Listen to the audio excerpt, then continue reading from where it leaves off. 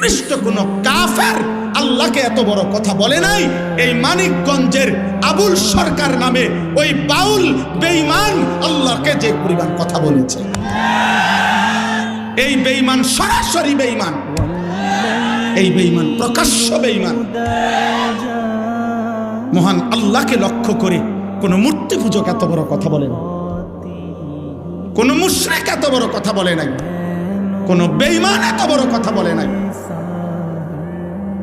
আপনাদের আমার বলার মতো ক্ষমতা নাই।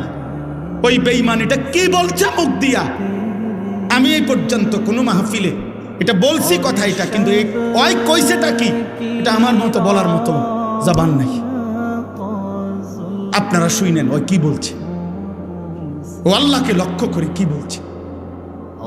হায় হায়, আমার এই 92-95 ভাগ মুসলমানের এই পবিত্র বাংলাদেশে মুসলিম পরিচয় দিয়ে বাউল গানের নামে একজন বেঈমান এত বড় জঘন্য কথা, সে পরিষ্কার বলতেছে আল্লাহর ব্যাপারে এত জঘন্য কথা কল্পনাও করা যায় না।